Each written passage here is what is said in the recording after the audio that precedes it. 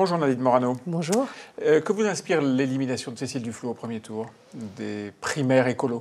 Je pense que le fait d'avoir appartenu au gouvernement et d'avoir renié ses propres convictions régulièrement, eh bien, parmi les adhérents, quand vous reniez vos convictions, ça se voit. Et donc vous en payez le prix fort. C'est ce qui s'est passé pour Cécile Duflot. C'est une surprise aussi. Est-ce que vous pensez que ça annonce des surprises? C'est une surprise pour les médias. Je crois qu'il l'a placée favorite et elle s'est fait éliminer. Donc ça veut dire... On avait tous dit, écrit que les militants n'en voulaient pas, mais si le vote s'élargissait, alors peut-être elle avait une chance. Et vous voyez, c'est un peu comme la primaire de la droite et du centre. Pour l'instant, c'est à ça que je voulais en venir, évidemment. On a l'impression que les jeux sont faits, que les médias ont choisi, mais que quand vous entendez les militants, les sympathisants, on n'est pas véritablement vers le même choix que ce qui s'impose bizarrement dans les médias. Alors qu'est-ce que vous ressentez quand vous entendez les militants ? J'entends chez les militants la volonté d'une vraie rupture avec la politique menée par François Hollande, à la fois en matière économique, en matière de gestion de la vague migratoire que nous sommes en train de vivre dans l'Union européenne, en matière d'emploi. Une politique différente, ça se comprend, c'est l'opposition. Tous ceux mais qui veulent être élus veulent une non, rupture tout de même, non? Oui, Monsieur Bétou, réellement une politique différente. C'est pour ça que parmi les choix qui nous sont proposés, quand vous écoutez les candidats, avec l'approbation de la répartition des migrants, par exemple chez Alain Juppé, qui soutient cette politique de répartition des migrants, qui est favorable au port du voile à l'université, qui a soutenu François Hollande dans la non-livraison des Mistral à la Russie. Nous sommes là dans la continuité de la politique menée par François Hollande et certainement pas dans cette véritable rupture qu'attendent les Français. Et je le dis, quand je l'entends parler face à l'islam radical, qui est un fléau dans notre pays, je trouve qu'il fait preuve de la même naïveté que Lionel Jospin face à l'insécurité en 2002. Et donc, il faut faire attention parce que j'entends beaucoup de gens qui nous disent « Attention, c'est la dernière chance. Si jamais vous ne nous proposez pas une politique différente, eh bien on ira vers les extrêmes, c'est-à-dire vers le parti du ras-le-bol. » Maurice Leroy, le centriste, disait il y a quelques jours, si c'est Juppé qui est président la prochaine fois, c'est Marine Le Pen. Vous dites la même chose? Je pense que si on va vers cette ligne politique, sans débattre de ce que nous pourrions faire tous ensemble pour cette campagne présidentielle, je pense que même notre groupe parlementaire va connaître des dissensions. C'est déjà le cas, mais elle a des dissensions très profondes. Alors, ma question, c'était qu'est-ce que vous entendez de la part des militants? Vous m'avez répondu que vous entendez ce qu'ils ne veulent pas. Est-ce que vous entendez ce qu'ils veulent? Oui, j'entends ce qu'ils veulent. Ils veulent une politique de fermeté. Regardez, aujourd'hui, il n'y a plus d'autorité de l'État. Nous avons un ministre de l'Intérieur qui est même désavoué par son administration, qui est désavoué par les policiers. Et donc, face à cela, au délitement de l'autorité dans notre pays, on se demande même où est l'État. Il n'y a plus d'État. Donc les Français ne se sentent plus protégés, donc ils veulent administrés. Plus de protection, plus d'État, plus d'autorité. Bien sûr, ils veulent de l'autorité, ils veulent du respect. Avec qui? Ça, c'est les électeurs qui le choisissent. Vous l'entendez, vous me dites, j'entends que cette ligne de fermeté, elle est plus, évidemment, retrouvée dans la ligne qu'incarne Nicolas Sarkozy.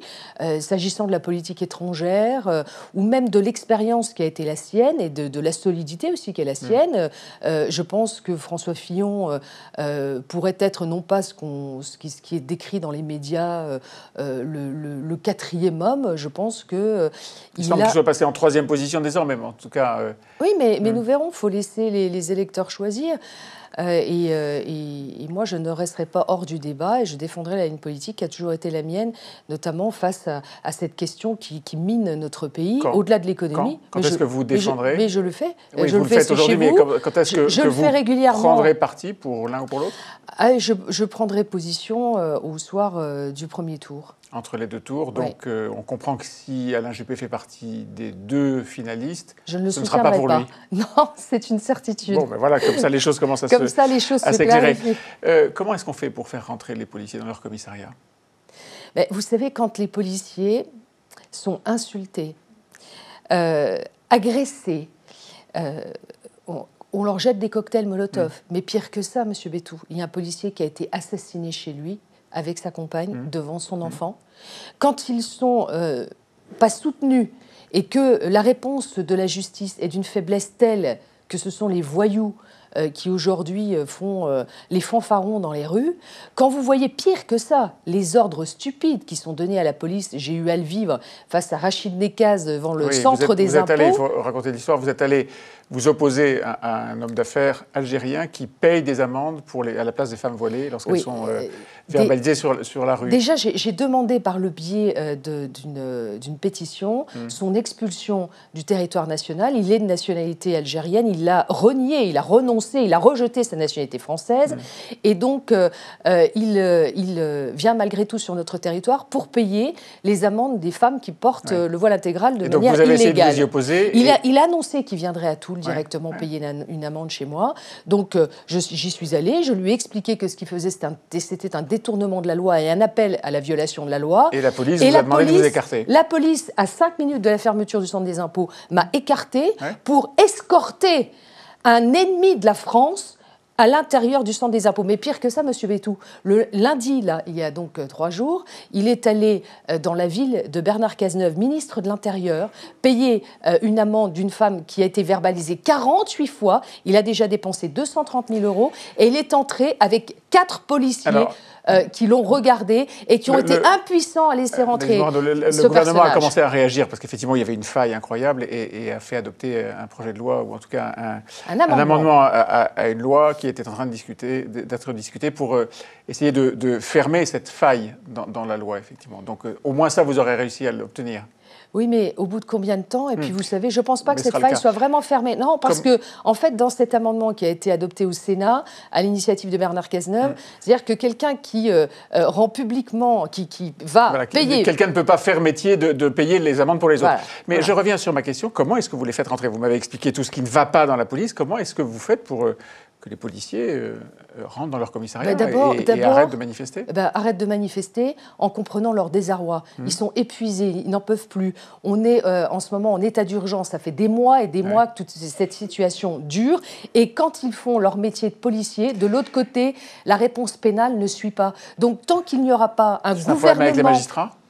C'est un problème avec la réponse pénale, c'est un problème avec le laxisme ambiant et la culture de l'excuse qui a été développée par ce gouvernement. Est-ce que, comme d'autres, vous voyez la patte du Front National derrière ces manifestations? D'autres, c'est Jean-Christophe Cambadélis. Oui, non, mais M. Cambadélis essaye de trouver des excuses à la mauvaise politique de ce gouvernement depuis des années. Il a eu tort de dire ça? Bien sûr, mais écoutez, ça veut dire quoi? Ça veut dire qu'on soupçonne les policiers d'être entre les mains du Front National. C'est grave, c'est même très grave ce qu'il a dit. Peut-être de faire un peu d'agitation. Non, mais écoutez, c'est grave. Il ferait mieux de se remettre en cause et de regarder ce qui ne va pas. Quand on sait que le président de la République, avec ses confidences dans ce livre et cette façon qu'il a de gérer notre pays, qui est la France quand même, 6e puissance, voire maintenant qui est revenu à la 5e puissance mondiale. Grâce au Brexit, grâce à la dévaluation de la livre. On se dit que c'est grave parce que vous savez, M. Bétou, il a entre les mains la décision nucléaire. Eh bien, ça fait peur, hein, je vous le dis. Un dernier mot, est-ce que c'était une erreur dans le quinquennat précédent de supprimer des effectifs de police? Mais nous n'étions pas dans la même situation. Donc ce n'était pas une erreur? Nous étions...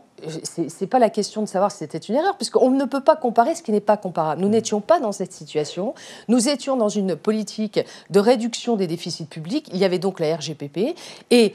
Là, maintenant, ce qu'il faut dire, c'est qu'il y a une priorité absolue de renforcer les effectifs de police et de sécurité. Ce que vous feriez si vous étiez au gouvernement. Merci beaucoup, Nadine Morano.